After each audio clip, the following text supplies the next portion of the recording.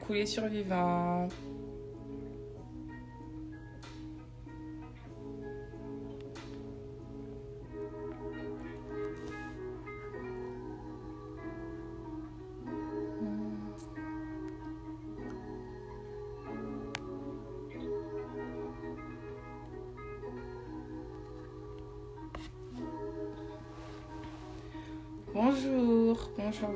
Bonjour à tous.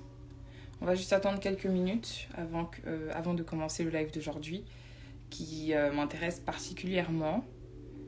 Je vais juste donner quelques minutes à quelques personnes d'encore rentrer dans le live et pendant ce temps, un peu de musique. J'espère que vous pouvez l'entendre, juste pour détendre l'atmosphère, juste pour se mettre dans le bain, si on peut dire ça comme ça.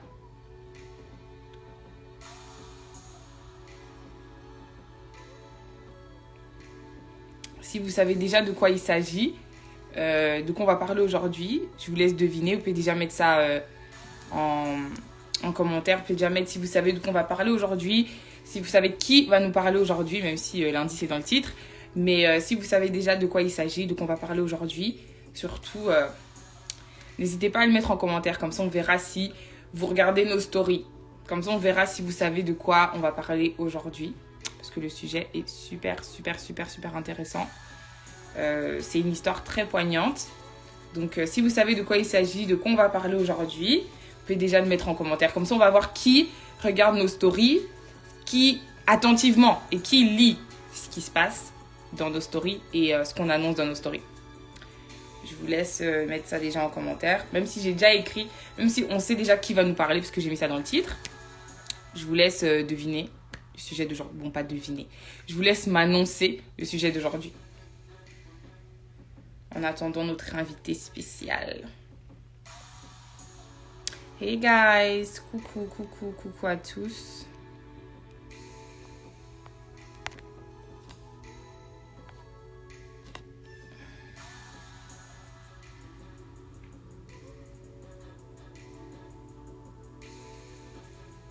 Oh, n'hésitez pas aussi à partager. N'hésitez surtout pas à partager le live avec vos amis, vos family members, toutes les personnes qui vous entourent, toutes les personnes qui vous suivent. En tout cas, n'hésitez pas à partager ce live parce que je pense qu'il peut vraiment peut-être aider certaines personnes, encourager certaines personnes. You know what we do. Ici, on survit. Ici, on s'encourage. Ici, on s'entraide. Ici, on se parle. Ici, on se conseille.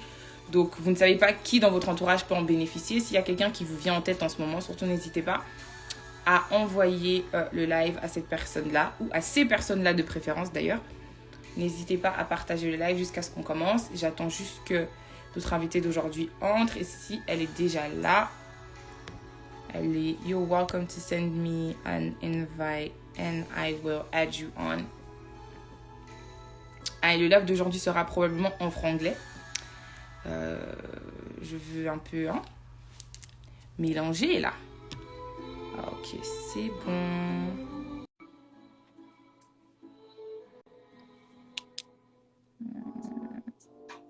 Là, accepté.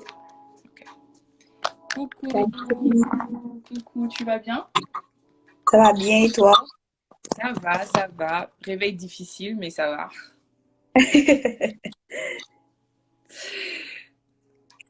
Alors, comment ça va aujourd'hui? C'est pas trop stressé, j'espère. Non, ça va super bien. Pas stressé, non. Ah, ok, bah, top alors. Ouais. De toute façon, on est en famille, hein, tu sais comment ça se passe. Exactement. Quand on est en famille, on est à l'aise. On dit d'ailleurs en français, on dit le linge sale se lave en famille. Donc en famille, on peut tout dire. Il y a de bien, il y a de Exactement. mauvais. On peut raconter tous ces problèmes ici. On est entre nous.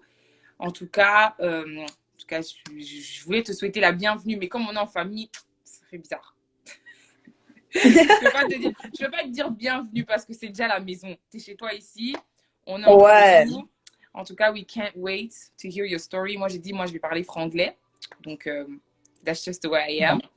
En tout cas, we can't wait to hear your story, to hear ce que tu as à partager avec nous aujourd'hui. Alors, dès que tu te sens prête, tu peux commencer. Hein, tu peux raconter. D'abord, avant qu'on entre dans le vif du sujet, tu vas nous parler de quoi? Quelle histoire tu vas nous raconter aujourd'hui? Dans le fond, aujourd'hui, Excusez-moi, je dois tourner Excusez, c'est quelqu'un qui envoie. Jordan, on est en famille, mais tu déranges le live. Merci. Euh, dans le fond, je vais vous parler de l'histoire, ben, mon histoire, en fait, du 12 janvier 2010. Mhm. Quand ça s'est passé, j'étais là-bas, donc ça- voilà.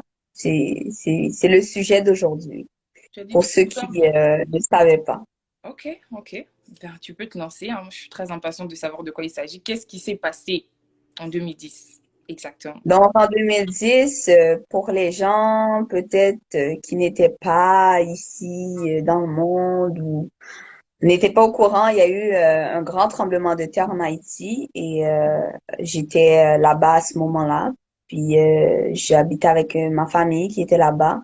Ma mère était ici, donc c'est ça. Il y a eu un tremblement de terre. Je ne sais pas si je dois rentrer tout de suite dans le vif du sujet ou on doit attendre un peu plus de gens ou je sais pas. Je pense qu'on peut commencer, tu sais, en français on dit les retardataires ont toujours tort.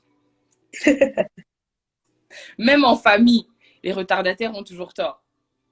Bon, Moi, je pense que parfait. tu peux te lancer. Comment c'est passé? D'abord, moi, j'aimerais savoir, tu vois, on va y aller en douceur, tu vois. Genre, comment a commencé la journée? Est-ce que, tu sais, il y a des gens qui ont des intuitions, genre, qui sentent que quelque chose de bizarre. D'ailleurs, je suivais une émission là-dessus. Il y a des gens qui sentent que quelque chose de bizarre va arriver aujourd'hui, ou tu vois, genre, tu te se réveiller avec un feeling un peu truc. Quand tu t'es réveillé, genre, comment s'est passée la journée? Est-ce que tu avais on dit prémonition, je crois. Ouais, exactement, c'est ça le Voilà. mot. Est-ce que tu avais senti Non, quelque chose ou la journée s'est vraiment déroulée normalement? à vrai dire, la journée c'est quand même commencé comme toutes les autres journées. Il faut dire que j'avais peut-être entre 10 et 11 ans, puis c'était une journée comme les autres. Je me réveillais, je prenais ma douche, je brossais mes dents. C'est tout à fait normal, une journée tout à fait normale. On faisait mes cheveux pour aller à l'école. Mhm.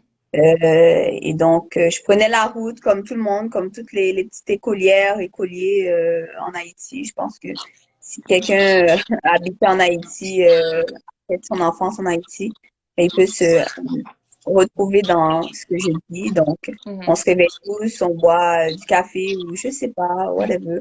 Mhm. Et on se prépare pour aller à l'école, on marche, on fait tout le long de la route en marchant. Donc, c'était une journée comme les autres, ça a commencé comme les autres, puis c'est ça. Euh, Ok, ok.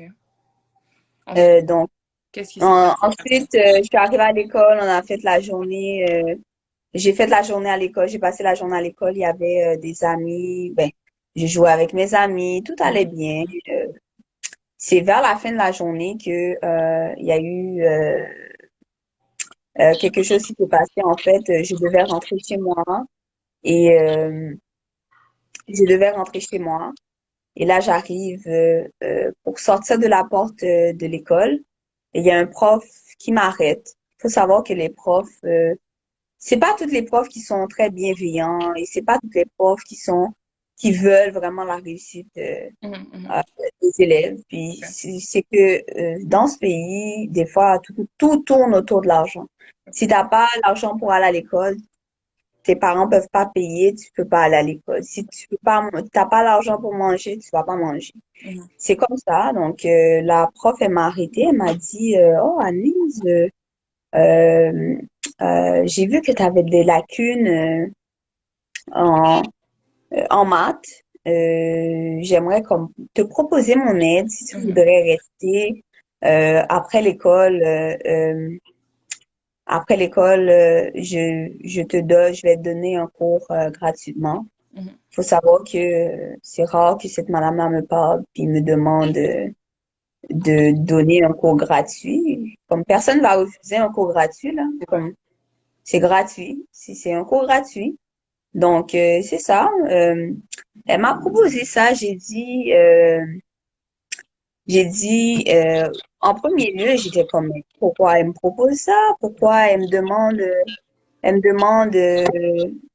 De m'aider de gratuitement, quoi. rester. Ouais, exactement. Puis aussi c'est comme vers la fin de pas vers la fin de c'est quand même vers la fin de l'école un peu parce que c'est comme en janvier. Donc en janvier, l'année scolaire ça s'annonce vers la fin, tu vois. On finit en mai, juin, donc ça se rapproche de la fin. Donc, j'ai dit, mais pourquoi elle me demande ça et tout? Mhm. Mais euh, j'ai pas vu vraiment la gratuité de ce que les gens me proposaient. C'est pour ça que jusqu'à aujourd'hui, j'aime pas les choses gratuites. Gratuite. J'aime Donc, tu es pas, riche.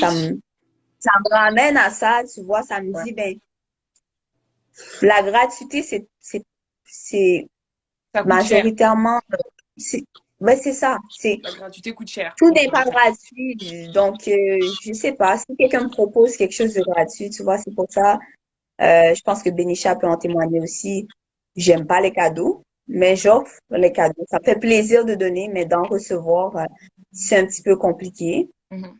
Et bizarrement, ben pas bizarrement, mais j'ai dit non à la madame. J'ai dit non, je peux pas rester parce que j'ai pas dit à ma mère que j'allais rester. Mhm. Euh, j'ai pas dit à ma mère, donc je ne peux pas rester. Je dois partir chez moi. Je lui ai pas prévenu que j'allais rester. Mhm. Je ne peux pas rester. C'est très gentil de votre part, madame. C'est Mhm. très attentionné, mais je dois partir. Oui. Donc je suis partie. Mhm. Je suis arrivée chez moi. Donc arrivée chez moi, tous les enfants d'Haïti là. La routine, c'est que tu arrives chez toi, Mhm. tu laves tes mains, Mhm. tu te prends un petit goûter et Mhm. tu te mets devant tes livres. Parce que personne va te dire, va faire tes devoirs. On te regarde comme ça. Mhm. Si tu fais pas de devoirs, on te regarde avec... Je pense toi-même, tu sais, Kelly, le genre de regard qu'on te donne Oui, quand il oui, faut, bien sûr, bien sûr, bien par sûr. exemple, tes affaires.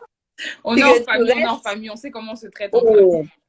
tu restes à, je sais pas, marcher partout, tu fais Yeah. rien, tu fais pas tes devoirs. On Ouais, te regarde comme ça et tu sais tout de suite. Donc, que tu dois faire. ma routine, c'était, je sors de l'école, je dépose mon sac, je prends un 30 minutes pour moi, je mange un petit quelque chose et j'attaque mes devoirs. Donc, Mhm. il faut dire que le plus souvent, les devoirs, c'était toutes les cours en général. C'était pas juste, oh, j'ai juste un devoir en maths. C'est toutes les profs te donnaient un devoir. Ok. Donc, tu avais un devoir dans toutes les matières, donc tu devais Voilà. les faire.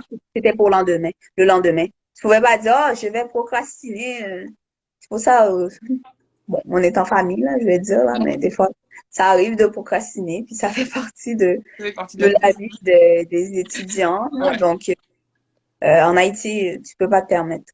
Comme, tu vas à l'école, tu sors de l'école, tu fais tes devoirs, puis c'est pour le lendemain. Tu les fais pas, ben, tu vas être puni, puis il va avoir des conséquences. Mhm. Mhm. Donc, c'est ça. Euh, donc, j'arrive chez moi, je commence à faire mes devoirs. Il me reste une ligne dans mon devoir. Et comme plusieurs mois après, quand j'ai pensé à ça, après l'événement, ben, je fais un saut dans le temps, hein, comme Ouais. plusieurs mois. J'ai dit, mais pourquoi Dieu a attendu que j'ai fini tous ces devoirs-là? Il me reste une ligne pour que ça se passe. Je comprends pas. Mhm. Donc, je comprenais pas. Mhm. Mhm. Donc, pour retourner dans le moment où je faisais mes devoirs, il me restait juste une ligne. Ma mère m'a envoyé acheter, je dis ma mère, mais c'est ma sœur, ma grande sœur, que j'ai Mhm. grandi avec. Ok. Elle m'a envoyé acheter des choses pour faire la nourriture, pour savoir que euh, peu importe l'âge que tu es, on peut t'envoyer acheter des épices, du riz ou peu importe. Ouais. T'as pas besoin d'une âge pour aller acheter quelque chose. Mhm. Donc, je suis partie acheter et je m'en rappelle, j'ai demandé à la personne qui vendait les choses, ah, excusez-moi, madame, j'aimerais avoir telle affaire, telle affaire. Et là, je sais pas qu'est-ce qui se passe. Je vois, ça tremble et tout. Euh, les personnes passent sur ma tête. Je sais pas comment j'ai fait pour tomber par terre. Je sais pas comment j'étais arrivée par terre, mais je me suis juste retrouvée par terre. Et je m'en rappelle de ce que j'ai vraiment dit. Je sais qu'il y a des gens qui ne croient pas, mais moi, personnellement, je crois en Dieu. Puis j'ai dit, Jésus, Jésus, sauve-moi. Mhm.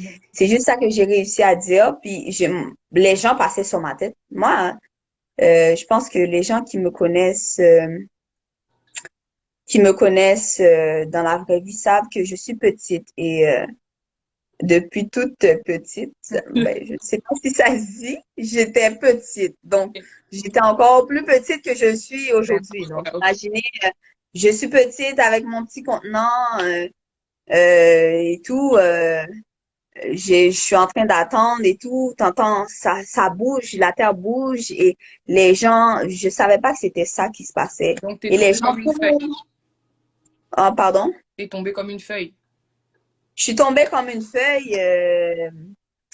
J'ai pas compris du tout. Il y a quelqu'un qui m'a dit, est-ce que c'est un marché? Oui, c'était un marché. Donc,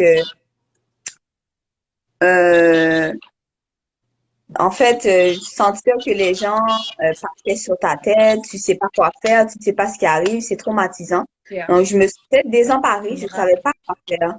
Ouais. Quand j'ai réussi à me relever, je savais pas où aller, je tremblais comme une feuille, je savais pas où aller, mais Ouais. ma soeur, ce qu'elle a fait, ben j'ai su après l'événement que elle est sortie de la maison, elle a laissé son fils, son jeune fils avec mon frère qui dormait. Hmm. Son jeune fils, il faut dire que son fils dort vraiment dur là, comme que quelqu'un, même s'il y a quelque chose qui se passe, il va pas se réveiller aussi facilement. Mhm. Donc mon petit frère l'a traîné pour sortir dehors, mais ma soeur était déjà partie à ma recherche parce que elle m'a renvoyé quelque part et il se passait quelque chose, elle sait pas où je suis et tout, donc Mais je sais Rose, même pas comment j'ai fait. Pardon? désolée de te couper, mais est-ce que sur le coup, tu savais de quoi il s'agissait? Genre, est-ce que tu as directement compris? Donc, peut-être quelques minutes après, est-ce que tu as fini par réaliser que c'était un tremblement de terre ou... Non, non, on n'avait jamais eu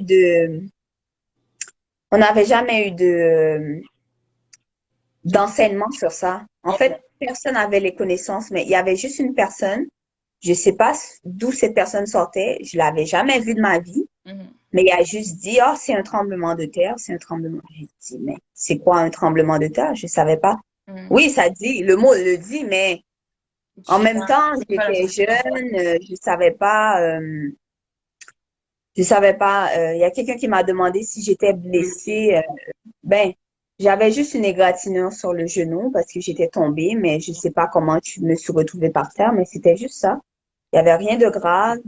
Et, Euh, et, et quand tu t'es... Désolée de te couper encore, mais et quand tu t'es relevé, genre, est-ce que tu peux décrire ce que tu as vu autour de toi? Genre, après être tombé, après que tu aies vu les gens courir, genre, quelle est la scène dont tu te rappelles ou l'image qui te vient à l'esprit quand tu t'es relevé? Genre, qu'est-ce que tu as vu autour de toi? Dans le fond, la scène que je pense, que je vais jamais oublier de ma vie. Puis si Mhm. je retourne là où j'étais le 12 janvier, ben, je vais toujours m'en rappeler. Mhm. C'est une madame qui est sortie, qui est juste sortie, remplie de poussière sur elle. Elle était désemparée, elle était perdue, elle savait pas. Mais elle est sortie en dessous des décombres de sa maison, compris par la suite que c'était Mhm. ça. Mais c'est ça, donc moi, pour de vrai, Ouais. je comprenais pas. Tout à après, la personne a dit, oh, c'est un tremblement de terre, j'ai vu la madame et tout. Pas les connaissances qu'il fallait pour dire, oh, c'est un tremblement de terre, puis c'est quoi les causes et c'est quoi je sais pas, c'est quoi les conséquences que ça peut amener et tout. C'est Pour vrai. moi, c'était juste dans ma ville que ça s'est passé. Je Mhm. savais pas que c'était au niveau de euh, euh, voyons, tout le pays en entier qui était touché. Moi, je pensais que c'était juste ma ville à moi, là où j'habitais, puis que ça s'était passé, puis puis je m'en rappelle, il y a quelqu'un qui a dit, ah, Jésus revient, c'est Dieu qui revient, Jésus revient maintenant. Donc, je comprenais pas, je me demandais, je me posais encore les questions, je savais pas où aller. J'ai commencé à marcher pour aller nulle part, mais j'avais même oublié mon adresse là où j'habitais. Pourtant, depuis très longtemps ici, là où j'habitais, et vous connaissez notre adresse là. Donc, j'allais à l'école toute seule, je revenais toute seule, donc c'est sûr que je connaissais mon adresse, mais bizarrement, j'ai pris une autre direction qui n'était pas la direction de ma maison. Ouais. J'étais vraiment très désemparée. Donc, Et je sais pas comment Pardon? Oui. as-tu fini par rencontrer ta sœur quelque part ou... Ouais, j'ai fini par la Ok. rencontrer, mais je sais pas comment j'ai fait pour la rencontrer. Je m'en rappelle pas, sincèrement. C'est un vide total. C'est amnésique. Voilà. Ouais, ouais. C'est l'amnésie. Je Yeah. pense que c'est ça. C'est comme ça qu'on dit. Donc, j'ai pas. j'ai pas compris du tout ce qui se passait. Donc, en fin de soirée, je me rappelle que même pas en fin de soirée, juste parce que les secousses, ils ont continué un petit peu, mais c'était moins forte que De- euh, au début. Ok, Ouais, donc parce que ça s'est passé à 4 heures de l'après-midi, donc c'était d'accord. quand même tôt. Puis il y a Mhm. des élèves qui sortent à l'école les 4 heures, à 4 heures. Il y a des gens qui étaient encore à l'école parce qu'il faut dire qu'il y a l'école du soir aussi quand les gens, ils sont dans leur jeunesse, 17, 18 ans, ils vont avoir de l'école le soir au lieu Ouais. du matin. Donc, il y a des élèves qui sont partis à l'école Mhm. à cette heure-là. Je connaissais personnellement une madame à côté de chez moi qui avait un enfant, son enfant unique, un fils unique. Et son fils unique a dit, ce jour-là, ce matin-là, elle expliquait, elle témoignait après l'événement, elle témoignait, elle disait, son fils unique lui a supplié de pas aller à l'école. Il lui a dit, j'ai pas envie d'aller à l'école, il y a quelque chose qui me dit de pas aller à l'école. Là, sa mère a dit, mais mon fils, je sais que t'as pas envie, mais c'est ça qu'il faut. T'es rendu à l'université, là. C'est le dernier passage à la vie d'adulte. Puis si tu manques le cours, c'est comme un argent de perdu, puis c'est comme les connaissances perdues. Tu vas devoir rattraper tout ça et ça va te retarder sur ton cheminement et tout. Il lui a dit, vas-y, mon fils, vas-y, que Dieu te protège, que Dieu te garde et tout. Donc, son fils est jamais revenu de l'école, malheureusement. Son fils unique, son Wow. seul fils. Et il est en âge de la madame, on dit que, bon, moi, comme je viens de le dire, je crois en Dieu, donc rien n'était possible à Dieu, mais la madame, elle était rentrée, elle était déjà à un âge où elle pouvait plus concevoir, donc c'était son seul et unique fils. Puis elle a eu du mal à l'avoir aussi, elle a perdu son fils dans le tremblement de terre. Et je peux dire que j'ai quand même vu son fils parce que c'était un jeune homme, je pense, de 22 ans. Ok. Il essayait de m'aider aussi avec les maths, les mathématiques. Il me donnait des cours sans me faire payer. Wow. C'était quelqu'un qui regardait jamais les gens dans les yeux. Il haussait jamais le ton sur sa mère. Il manquait jamais de respect à qui que ce soit, peu importe l'âge de la personne. Et il était très respectueux envers tout le monde autour de lui. Mhm. Donc ça m'a fait quelque chose aussi. C'est vrai. Ça m'a touché Mhm. de dire ben comment lui qui est aussi humble comme personne, aussi avec une sagesse Ouais. comme ça, euh, euh, un calme que on ne peut pas comprendre. Parce qu'il peut être là, tu ne sais pas qu'il est là. Tellement qu'il fait pas de bruit, il reste dans ses livres, il est concentré sur ses études, puis c'est quelqu'un que tu vas jamais entendre son nom dans des affaires bizarres. Et j'ai dit, mais comment je suis moi, Anise, mon premier, qu'est-ce que j'ai de plus spécial euh, que lui, que je voyais comment il était sage et tout. Qu'est-ce que j'ai de plus spécial que lui? Pourquoi je suis encore en vie? Tu sais, Et il faut en dire, parlant, désolée, mais en parlant de ça, Mhm, il y a quelque chose qu'on appelle la culpabilité du survivant, qui d'ailleurs, il y a beaucoup d'émissions là-dessus, et il y a même des gens qui meurent parce qu'ils se sentent coupables d'avoir survécu à un événement traumatisant et qui donc finissent par soit se suicider, soit passer par des dépressions, etc., etc. Parce que je regardais une émission là-dessus où il y avait des filles qui étaient dans un bus qui avait fait un accident et je crois mhm, elles ont survécu qu'à deux et le reste du bus a perdu la vie. mhm. Et alors, la culpabilité du survivant, tu peux dire que tu l'as ressenti, toi, ou par rapport à cette personne, ou par rapport à plusieurs personnes. Mais excusez-moi, j'ai juste tourné la caméra parce que j'ai l'impression que peut-être on me voit pas bien ou Ouais, c'est bon comme ça. comment je suis. Mais il faut dire que ça fait peut-être 11 ans, on est en 2021, donc ça fait 11 ans que ça s'est passé. Mhm, Des fois, il y a certains moments de ma vie où j'ai encore la culpabilité du survivant. C'est pas quelque chose qui va partir du jour au lendemain, mhm, parce que tu te demandes toujours pourquoi tu es encore en vie, c'est quoi la mission que Dieu a pour toi, c'est quoi ta mission sur Terre. pourquoi tu es là, pourquoi tu vis encore, tu vois. Ouais. Donc, c'est pas que, excusez-moi, c'est pas que on sent pas, c'est pas qu'on est meilleur que les autres, mais Dieu nous fait grâce. Donc, Oui. on remercie quand même le Seigneur, on continue à vivre, mais c'est pas tout le temps facile. C'est pas Donc, évident, ouais. ouais, exactement. Donc, je me suis rappelée de ce gars-là. Je me suis dit, waouh, ok, c'est quelque chose. Une mère qui perd son fils unique, elle n'a pas de repère, elle a personne sur qui compter. Mm. Et moi, toute ma famille a survécu. Il n'y a pas une des membres de ma famille qui sont morts par rapport à ça. Mhm. Euh, on a tous survécu. Mhm. Puis je me dis, waouh, Dieu fait grâce, donc Dieu est souverain. Donc c'est ça. Puis il faut dire aussi que après l'événement, on a dû rester pendant 4 mois à la maison, mais pas à la maison, mais dans notre ville. On pouvait pas sortir. C'est comme si qu'on était en un confinement.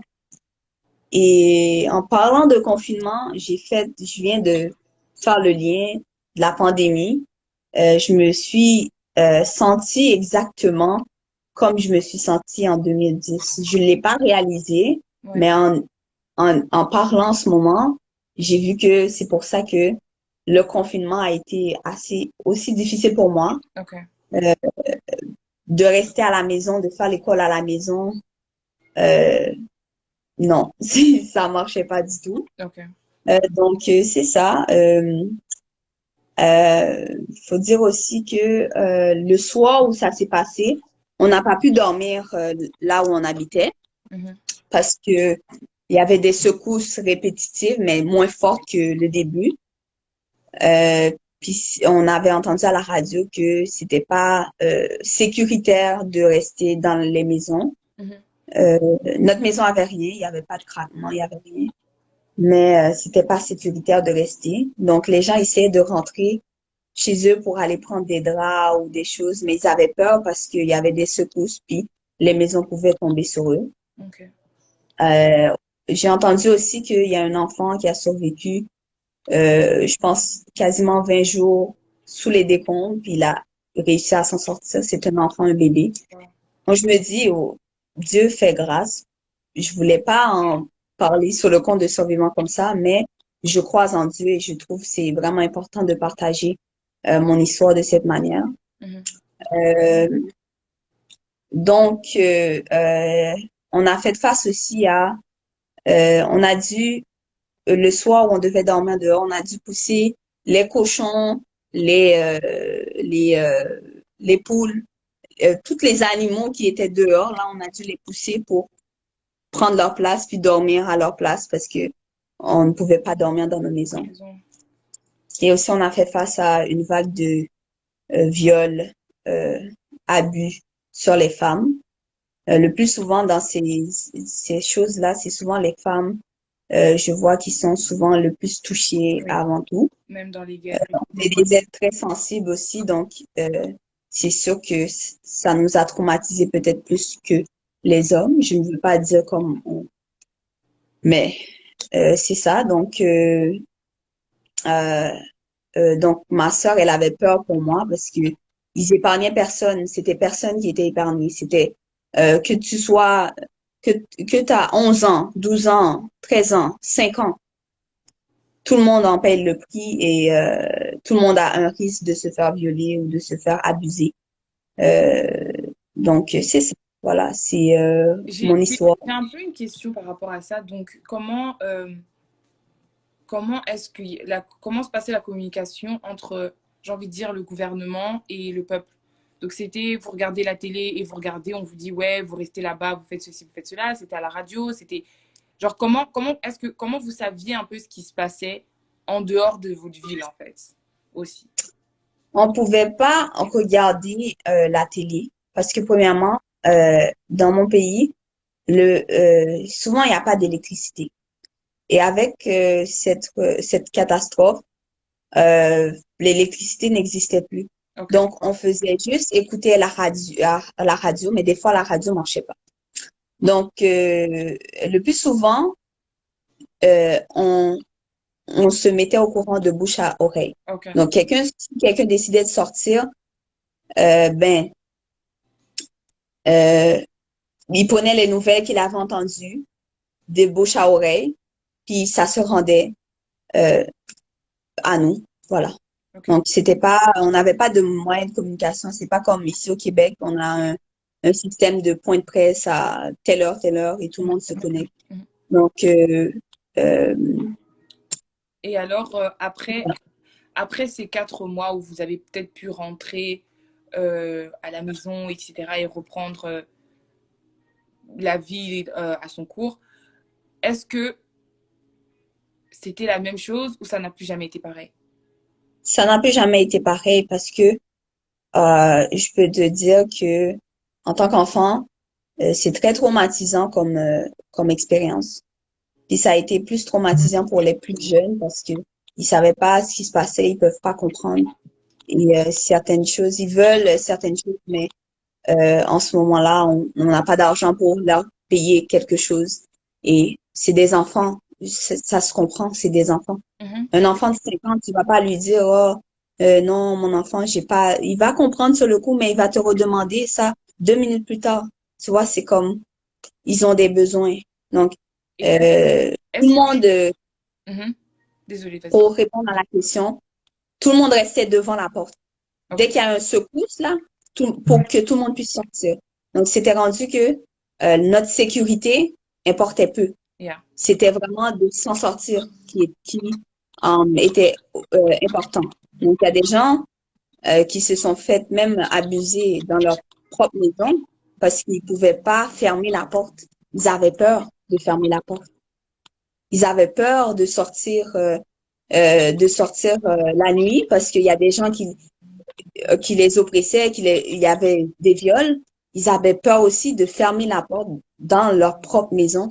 Wow. Ils avaient pas d'intimité, pendant 4 mois, c'était vraiment le néant. On savait pas quoi faire. Personne ne savait quoi faire. Ok. Euh, oui, il y avait un gouvernement, mais c'est pas pour autant qu'on avait des points de presse, euh, euh, comment, comment dire, euh, Constant ou régulier. ouais, exactement, planifié. Ok. Donc, Il y a, personne ne savait à quoi s'attendre.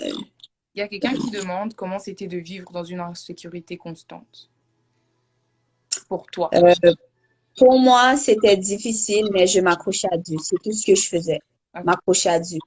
Et Et est-ce que vous en parliez dans la maison de ce qui se passait? Est-ce que les adultes communiquaient avec vous, les enfants, pour vous expliquer ce qui était en train de se passer ou vous étiez juste en train de vivre au jour le jour? juste en train d'attendre, il faut dire que dans la communauté noire, quand il arrive quelque chose, euh, ils sont pas plus portés à parler aux enfants. C'est vrai. Ils vont parler entre adultes.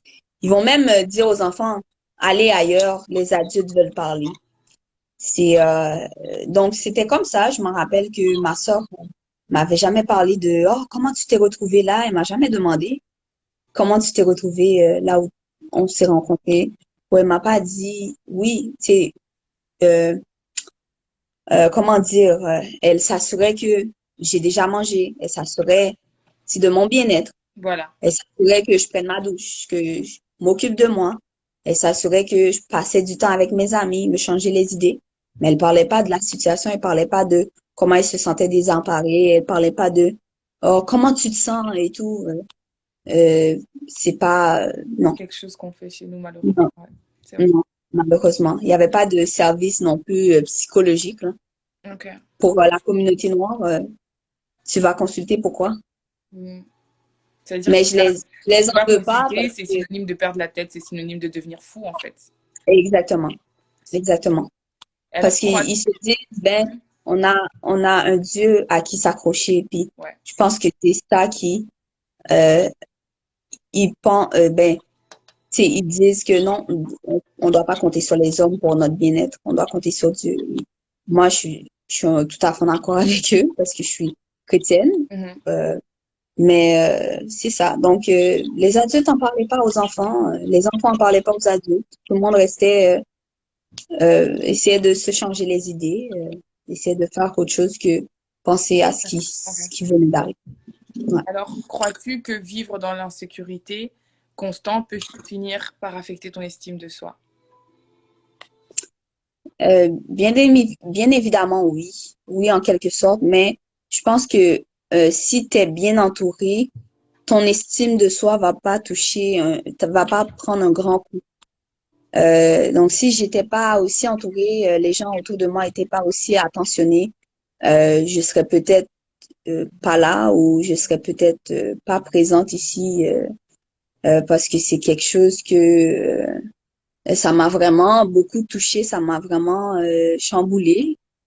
Donc, mon estime de soi, je pense, ça n'a pas vraiment grandement touché euh, grâce à ma croyance, grâce à ma foi et tout. Donc, Mhm. ouais. Mais je pense que c'est ça. Alors, il y a une autre question qui dit, croyez-vous que le manque de communication dans ce genre de situation peut venir affecter la santé mentale des gens? Vraiment.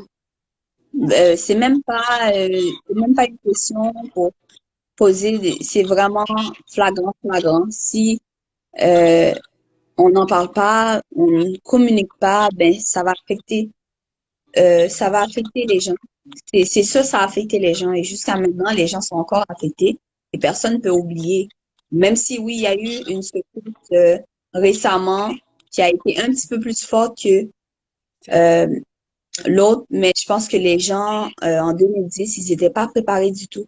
Ils Mm. savaient pas à quoi s'attendre, ils savaient pas que ça pouvait se faire. C'est des choses qui arrivent, puis c'est des catastrophes naturelles que les hommes n'ont pas le contrôle. Mm. Donc voilà, mais je pense que oui. En tout cas, par rapport à cette question, je sais qu'on te pose des questions à toi, mais par rapport à cette question, hier, j'ai eu une conversation avec un ami à moi, et qui est d'ailleurs pasteur, et qui me disait que tout ce que tu ne dis pas, everything that you hide, you give it power. Donc, Mhm, everything that you hide has power over you. Donc, tant que tu mhm, caches quelque chose, ou tant que tu ne parles pas d'une certaine chose, cette chose aura toujours une certaine puissance sur toi et aura toujours de mhm, l'effet sur toi. C'est à partir du moment où tu commences à t'en décharger, c'est à partir du moment où tu commences à en parler, c'est à partir du moment où tu commences à sortir cette chose que cette chose perd en puissance dans ta vie, en fait. mhm, mhm, Et donc, je tenais vraiment à dire ça par rapport à cette question-là. Personnellement, je pense que tout ce qui nous arrive dans la vie, à partir du moment où on arrive à en parler, c'est à partir de ce moment-là que cette chose devient de plus en plus légère, en fait. Et ça devient, mhm, j'ai pas envie de dire banal, ça reste un événement très important de ta vie, ça fait partie de ton témoignage, ça fait partie de toi, mais euh, le fait que tu arrives à en parler aujourd'hui ouvertement, déjà on te remercie parce que tu partages cette histoire avec nous, et c'est pas tous les jours qu'on rencontre des gens qui ont vécu ce genre de choses, tu vois, voilà, moi je suis là, je me réveille chaque matin, je vais dormir, je me réveille, une vie, tu vois, alors vraiment merci beaucoup de partager ça avec nous. Euh, Est-ce que l'entourage... Non, non, non, non. Mais il y avait un truc que je voulais dire aussi que le fait que j'ai refusé, ça, dans le fond, je voulais faire passer un message, même si vous croyez pas ou vous croyez, peu importe. Obéissez toujours à vos parents. Peu importe c'est quoi la situation, écoutez-les, parce que c'est ça qui m'a sauvée. Mhm. Et peut-être si, oui, l'école, j'ai appris après, l'école était craquelée, il n'y avait pas eu d'effondrement, mais je me dis que toutes les routes que je prenais, j'ai appris qu'il y avait des gens qui étaient morts sur cette route-là. Il y a des voitures qui sont rentrées en collision avec ces personnes qui étaient sur le trottoir, qui étaient en train de marcher comme des gens normaux. Euh, les conducteurs ont perdu le contrôle de la voiture, ils sont foncés sur les gens. Il y a des gens aussi qui demandaient l'aide, les gens autour des maisons qui étaient effondrées, ils demandaient de l'aide, mais personne ne pouvait les aider parce que tout le monde voulait s'en sortir puis se sauver. Il y a aussi le fait que quand ils ont commencé à sortir des gens en dessous des décombres, ben ils ont étalé les gens sur les routes que je passais. Donc imaginez-vous, moi en tant qu'enfant, j'ai 10, 11 ans, je sors de l'école, je suis traumatisée, je sais pas où aller et je prends toute cette route-là pour aller chez moi. Si je me rappelais aussi, là, j'aurais pu me perdre et ne plus jamais revoir ma famille. Ma famille n'a pas de nouvelles de moi et C'est voilà, euh, euh, le message, le plus grand message que j'aurais pu faire passer pour les non-croyants ou les croyants, peu importe, c'est Mhm. d'obéir à vos parents. C'est vraiment très important. Puis c'est une affaire que même si des fois ma mère me parle, je suis comme, oh, la madame là, pourquoi elle me parle encore de ça? Pourquoi elle me dit ça et tout? Là, je repense au 12 janvier 2010, je me dis, Agnès, enfant, obéissez à vos parents selon le Seigneur. Et je fais qu'est-ce qu'elle me dit. C'est même pas, c'est même pas juste tes parents, c'est juste euh, figure d'autorité, obéissez.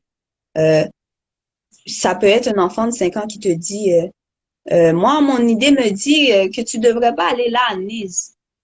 Tu prends le temps de réfléchir. Parce qu'un enfant de 5 ans, Dieu peut utiliser un enfant de 5 ans pour te parler, peu Mhm. importe l'âge. Donc, faut vraiment faire attention, il faut être à l'écoute des gens autour de nous. Euh, le fait que je refuse ça, moi, je suis quelqu'un qui est très visuel, qui a une mémoire visuelle. Puis quand je vois des affaires traumatisantes ou pas, peu importe, ça reste dans ma tête. Puis je peux le voir. Si je pense au 12 janvier, je peux voir les images, je peux voir comment ça s'est déroulé, comment ça s'est passé, les émotions des gens autour de moi. Donc, euh, et je pense que les cris des gens, le fait de voir les gens morts devant moi, j'ai jamais vu une mort devant moi. Les gens démembrés, perdus, déboussolés devant moi, mais j'aurais pu avoir une crise cardiaque ou un arrêt cardiaque ou la culpabilité aussi, l'étonnement. Ça aurait pu faire que hein, je, c'est ça, je quitte ce monde. Mhm. Donc, il y a des gens aussi qui sont morts à cause qu'ils étaient trop, euh, ça les a tellement traumatisés qu'ils pouvaient pas, en- déjà, on est une société que on n'en parle pas des problèmes nécessairement. Donc, ils se sentent désemparés, ils se sentent pas soutenus, pas écoutés. Mhm. Donc, euh, leur cœur arrête de fonctionner. C'est juste le cœur arrête de fonctionner, puis Yeah, on ils peut partent. mourir, on peut mourir de chagrin, on peut mourir de cœur brisé, hein. Ouais, exactement. Et Donc, alors, il y c'est a une ça. autre question qui dit, si toi, étant au Québec, le confinement est venu réveiller des souvenirs du premier tremblement de terre, comment crois-tu que ceux qui étaient en Haïti l'ont vécu, le confinement? Ça devait être terrible. Te réveiller à 8 heures du matin, hein. Peut-être. En plus, il faut dire que le contexte actuel en Haïti, c'était pas l'optimal. Mhm, En juillet, je pense que tout le monde est au courant que le président s'est fait assassiner au pouvoir. Ça s'est jamais passé comme ça. mhm, Et on n'a toujours pas retrouvé c'est qui l'a fait. Donc déjà là, un mois plus tard, les gens, il y a eu une crise civile, une crise dans le pays. C'est cette crise-là et par-dessus ça, il y a eu les kidnappings, ouais, l'insécurité tout le temps.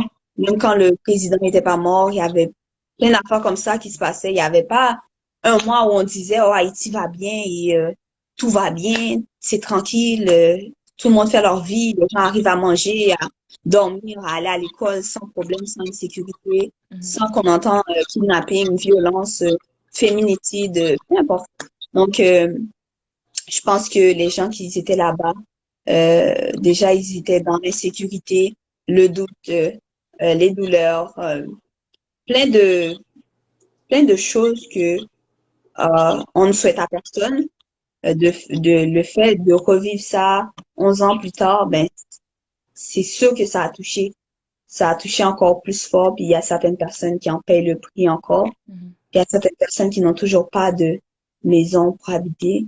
Puis c'est ça. Donc, Euh, moi, je me dis que, bon, Dieu a fait grâce. Excusez-moi de répéter tout le temps Dieu, mais Dieu a fait grâce que je me retrouve ici. Mais même à ça, quand je me suis réveillée le matin et ma mère m'a dit ça, en étant inquiète, moi, j'étais encore plus inquiète parce que je me suis rappelé il y a 10 ans ou 11 ans, Déjà, ouais. j'étais là-bas, puis ça s'est passé, puis comment je me suis sentie désemparée. Mhm. J'avais pas de nouvelles de ma mère qui était ici actuellement. Je sais que, bon, ça s'est pas passé au Canada, mais j'aurais aimé comme pouvoir l'appeler, puis le parler le plus souvent, puis donc voilà. Il y a quelqu'un Mais qui demande quel mot mhm. d'encouragement euh, as-tu pour ceux qui ont vécu le tremblement de terre en 2010 et qui l'ont encore vécu cette année?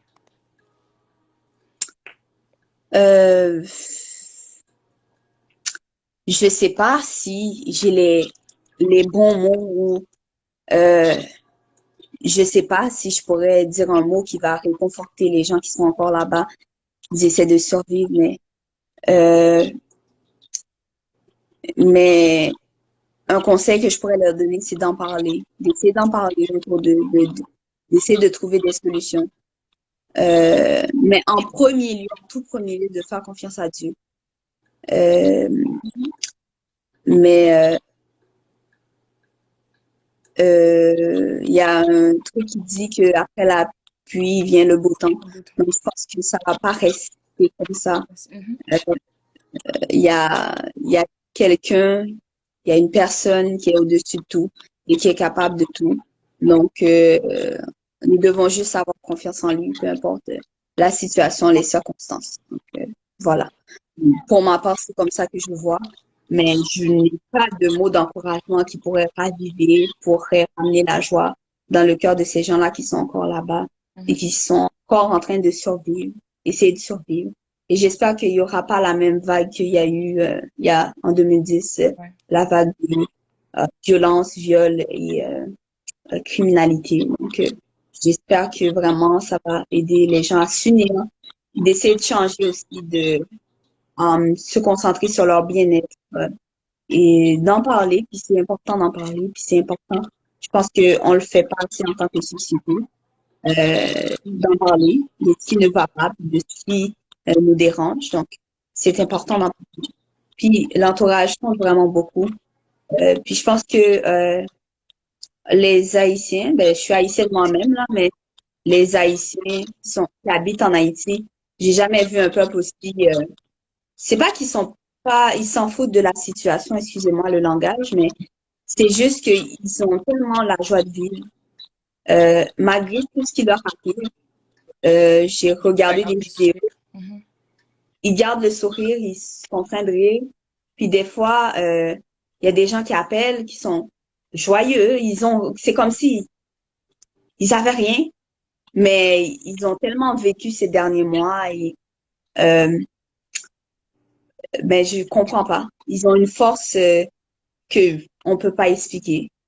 Que après chaque événement, ils finissent toujours par se relever, même si la situation du pays, euh, les gens comment euh, ils sont en train de vivre là-bas, c'est pas l'idéal, mais ils ont toujours le sourire aux lèvres. Ils ont toujours la joie de vivre.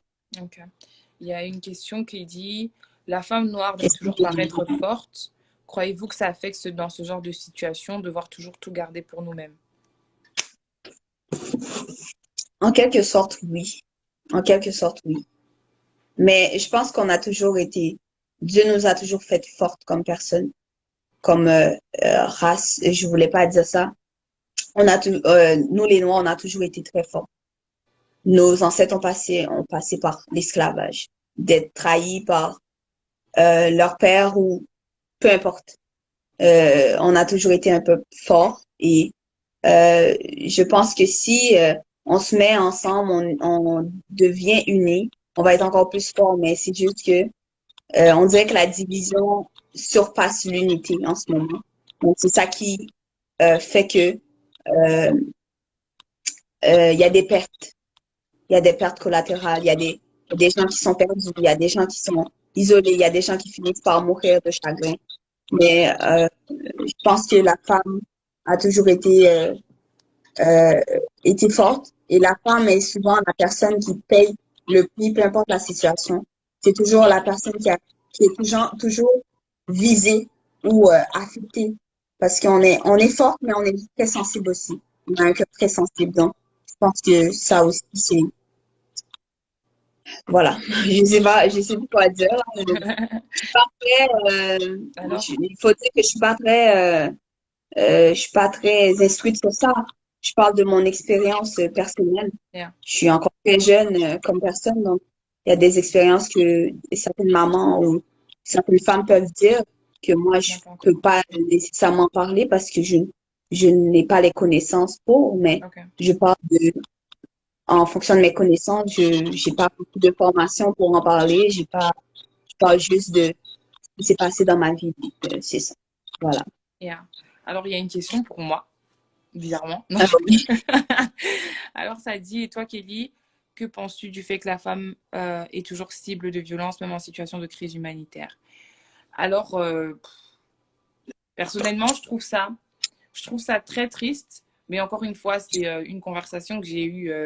Bon, après, moi, je suis congolaise et je sais que, par exemple, à l'est du pays, là où il y a tout le temps la guerre, il y a beaucoup de femmes qui se font violer, il y a beaucoup de...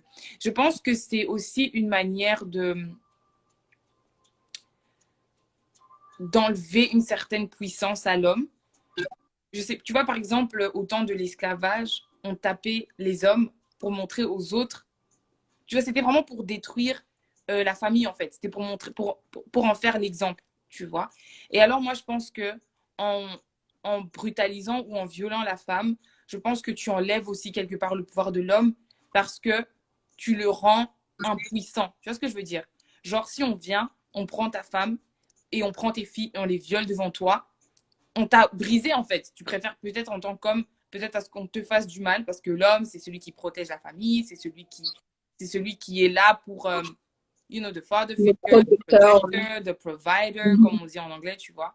Et alors, quand tu lui enlèves ça, je pense que c'est une manière de détruire le peuple à sa racine en fait. Tu vois ce que je mhm, veux dire? Et je mhm. pense que c'est aussi l'une des raisons pour lesquelles euh, ça se passe. Et deuxièmement aussi, ben, parce que voilà, on s'en prend au plus faible, entre guillemets, tu vois. C'est toujours plus facile de s'en prendre au plus faible parce que euh, ça permet aussi de se sentir mieux, I guess. Je trouve ça vraiment triste et désolant, mais malheureusement, this is the way things go. Les filles, que pensez-vous du fait que la population noire n'aime pas discuter des choses difficiles avec les enfants? Alors, ça aussi, je trouve ça super, super désolant parce que les enfants voient les choses. Tu vois, moi, j'ai beaucoup de conversations avec mes amis, je donne tout le temps des exemples de ça. Mais il y avait un ami à moi qui me disait que si tu mets des lunettes de soleil, tu vois pas les couleurs de la même manière que quelqu'un qui regarde le monde comme ça. Alors, Mhm. moi, je sais que les enfants, tu vois, il y a l'expression en français, voir la vie en rose. Je sais que les enfants voient les choses d'une autre perspective. Déjà, peut-être si toi et moi, on avait vécu la même expérience, si moi, j'explique la chose et que toi, t'expliques la chose, tu l'auras vécu d'une manière différente, même si on était l'une à côté de l'autre. Et ça, Mhm. c'est peut-être ayant environ le même âge. Alors, j'imagine que un enfant, avec l'innocence qui va avec le manque de connaissances qui va avec, vit les choses d'une manière différente. Et moi, je pense que même par rapport aux choses que moi, j'ai pu vivre dans ma vie, ce qui m'a toujours aidé à surmonter les choses, c'est le fait que mes parents m'aient toujours fait asseoir et m'aient toujours expliqué en d'autres termes ou au niveau où j'en étais, au moins un peu de ce qui se passait, tu vois, autour. Que ce soit, par exemple, je donne un exemple, peut-être des problèmes financiers, tu vois. Je dis pas que mes parents venaient me dire, voilà, c'est on a autant dans le compte et ça va pas. Mais les parents nous faisaient comprendre qu'écoutez, en ce moment, c'est un peu difficile, il y a ceci, il y a cela, il y a ceci, il y a cela. Et ça aussi, ça nous permettait de nous dire, OK, d'habitude, les parents peuvent nous offrir ci et ça et ça. Et quand ils nous offrent ces choses-là. Mais en ce moment, ils nous ont bien expliqué par A plus B que c'est peut-être un peu difficile. Tu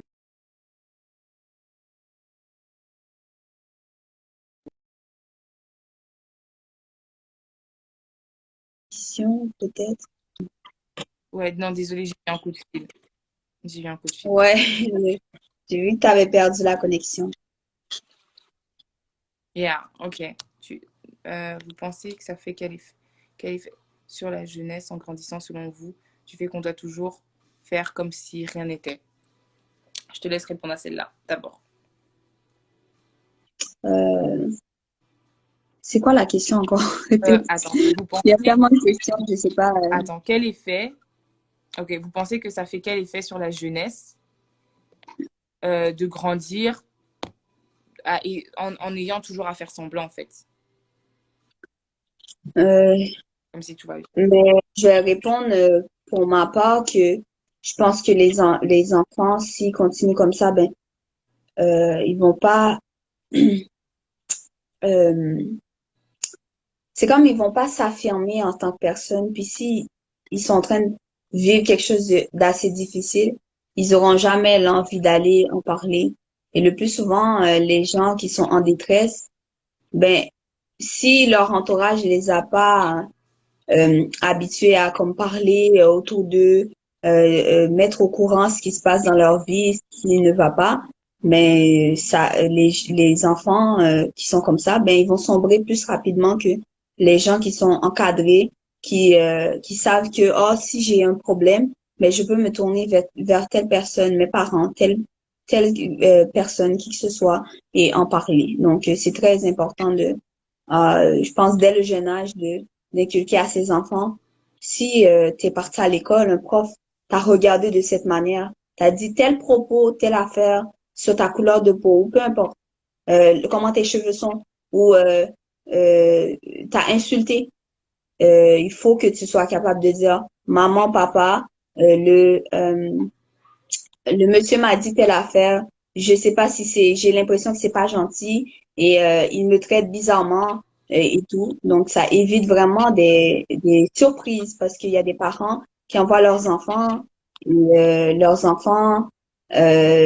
veux pas dire c'est de leur faute, les enfants disparaissent parce qu'il y a quelqu'un, vu qu'ils n'avaient pas l'écoute à la maison, mais ils ont trouvé quelqu'un qui les écoutait. Ils ont l'impression que cette personne les aimait et finalement, cette personne était mal intentionnée. Donc, ils sont perdus dans la nature et les parents ne savent pas où ils sont.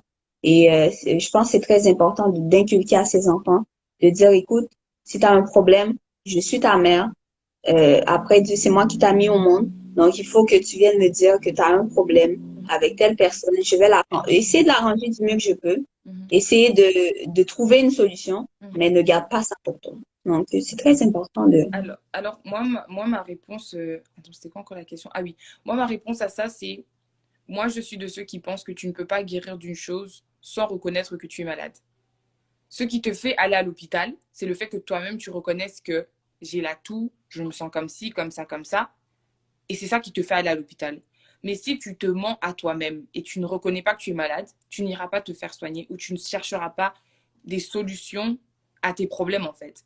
Donc pour moi, je pense que there is no healing without recognizing that there is a problem. Donc la première étape de la guérison, c'est de reconnaître qu'il y a un problème, de reconnaître qu'on se sent d'une certaine manière pour ensuite pouvoir en guérir et ne pas passer ça to other generations. Tu vois, Mhm. je regardais une émission il n'y a pas longtemps de personnes qui avaient, dont l'un de leurs membres de famille était porté disparu, par exemple. Tu vois, ça pouvait être leur fille, il y avait un, par exemple, c'était leur frère. Leur frère avait disparu et on n'avait plus jamais retrouvé leur frère. Mais ça fait que, vu qu'ils ont eu du mal à dealer avec cette chose, quand eux ont eu des enfants, ils ont été overprotective avec ces enfants-là et ils ont donc passé leur peur onto their children. Mhm. Et c'est ça en fait ce qui se passe même ici aux États-Unis. Souvent, quand je regarde les Noirs américains, tu sens qu'ils n'ont personnellement pas vécu l'esclavage, mais vu donc de génération en génération, cette haine, cette douleur, a été passée et passée et passée et passée. Et moi aussi, étant chrétienne, je sais il y a certains liens qu'il faut briser, tu vois. Mhm. Il y a certaines choses peut-être qu'on fait peut-être pas pour nous-mêmes, mais qu'il faut refuser et qu'il faut couper dans nos propres vies pour éviter de les passer à nos enfants ou d'élever des enfants dans la peur. Je connais encore une fille qui est assez connue quand même sur les réseaux actuellement parce que après peut-être 2 ou 3 ans de mariage, elle a perdu son mari et en fait il a fait une crise. Tu vois quand tu es fatigué et que tu entres dans une piscine qui est froide, ton corps fait un choc, je sais pas moi quoi, et il savait nager, mais en fait, le choc que son corps a eu en touchant l'eau, quand il a plongé, ça l'a tué, tu vois. Et elle avait un fils, et elle a